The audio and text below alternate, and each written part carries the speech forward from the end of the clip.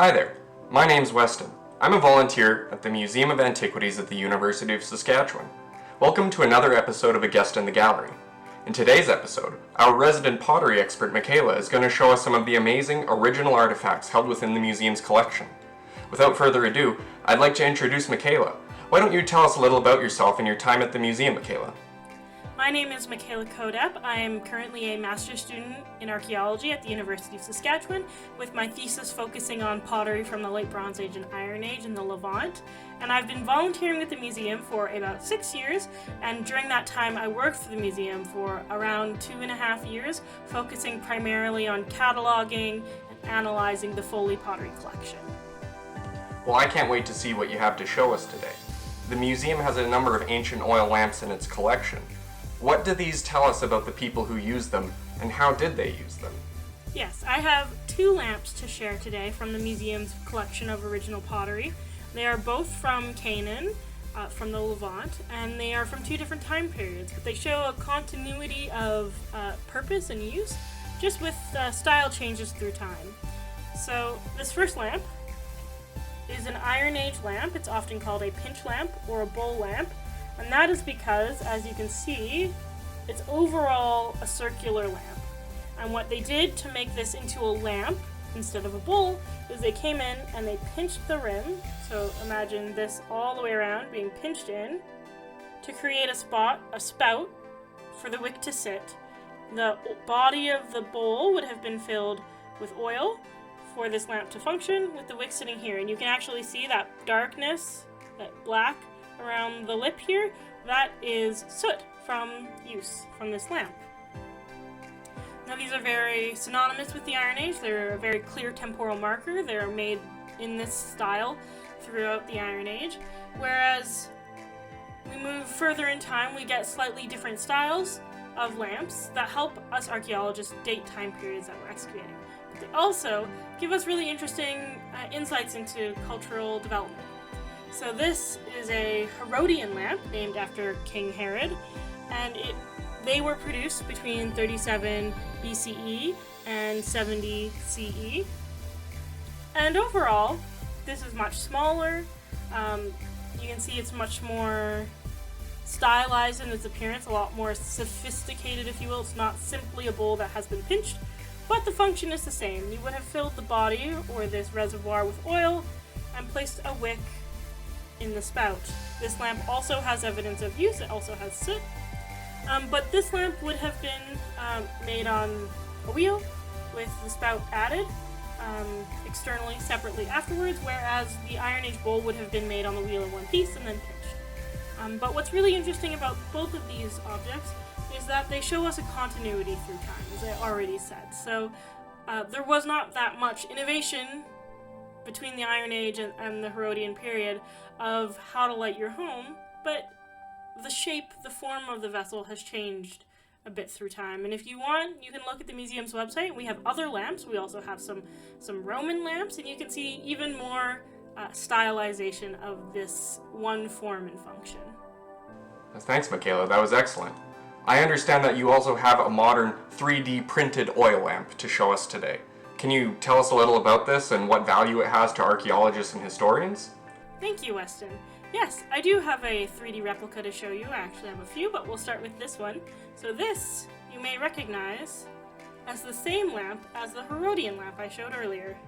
However, as you can see, the purple one is quite a bit bigger, and it's actually mirrored. If you take a good look at it, it's flipped. The value of this lamp is that I can throw it around.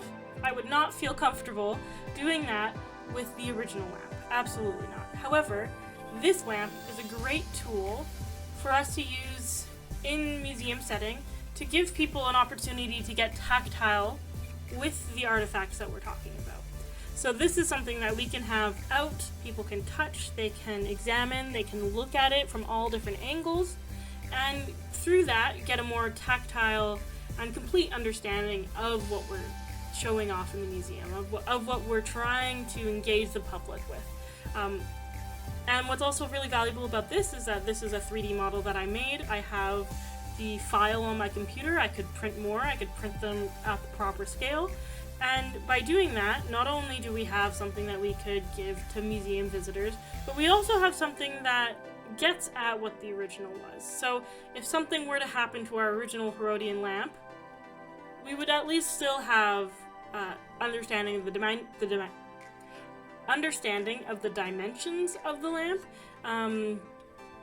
and also just the physical object, so we can print it off again and get close to what the original was. Obviously, it would not replace the original, but it is a fail-safe if the worst case scenario happens.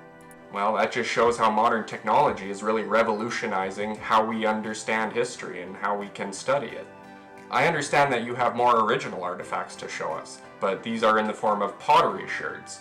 Can you explain to our audience what those are and how we can use them in the study of history? So sherds is the word archaeologists use to describe broken pieces of pottery found in an archaeological site. So something like this is a sherd. Also, this is a sherd. We have different categories of sherds, so both of the sherds I held up would be considered diagnostic sherds. So diagnostic is any type of sherd from a piece of pottery that tells you about what the vessel was. So we also find what's called body sherds. So body sherds are just found any kind of area of the body of the vessel. And if we find one without any handle or rim or base, it's really hard to tell exactly what vessel that came from. But diagnostic sherds like this, which is a rim, can really help us understand what we're looking at archaeologically. So it's really important at an archaeological site to then read these sherds that we excavate and place us temporally where we are at the site, as well as what we've found around this area as well. But what's also really useful about pottery sherds is that we can use them to reconstruct pottery vessels. In most cases at an archaeological site, if you have about 50% of the vessel, anything that tells you kind of the full silhouette of the vessel is considered a complete vessel, even if you don't have the whole thing. And therefore, it can be eligible for traditional reconstruction, where you glue all those pieces back together like a giant puzzle, and maybe add some more clay or plaster to fill out the vessel and get it to look like it would have originally. However, there are some limitations of this. It requires a certain amount of vessel to be able to complete. So what we can do with 3D modeling, like what I showed you with the purple vessel, is we can actually get at what the original vessel would have looked like. So, based on this rim that I showed you earlier, I can look at pottery drawings of pottery that's been found at sites contemporaneous with the one I'm looking at, and I can get an idea of what the vessel would have looked like based on those drawings. And therefore, I can then extrapolate, and I can cut out where this original piece would have been and place it back to give the museum visitor an idea of what this vessel would have looked like. And this is a really great tool to make these otherwise incoherent pieces of pottery to a museum goer who doesn't know what they're looking at. It tells a story, it gives it more context. And this is also a really valuable way of pottery reconstruction, because if you're excavating at that site and then you discover that, oh, we found a vessel that looks like this, but it has three handles spaced across the jar instead of 2. Or, what actually happened is you're looking through all the pottery and you discover that you have one more piece to the rim. So this means that I can now glue these pieces back together, and I can re-3D print this model where all parts of the rim will be together instead of just 2. So there's lots of possibilities with this technique, and it can enable us as archaeologists to get a better understanding of what we're finding at our site, but it's also really valuable in the museum context to give context to these sherds, these broken pieces of pottery that otherwise are somewhat unintelligible to someone who doesn't know what they're looking at. Well, thank you so much for showing all of this to us, Mikayla. It just comes to show how even the fragments of ancient objects can tell us so much about an ancient culture. But can you tell us what you enjoy most about studying things like the original artifacts and the fantastic replicas found at the Museum of Antiquities? What I really enjoy about studying artifacts, but particularly pottery, which is my specialty, is that tangible connection to the past.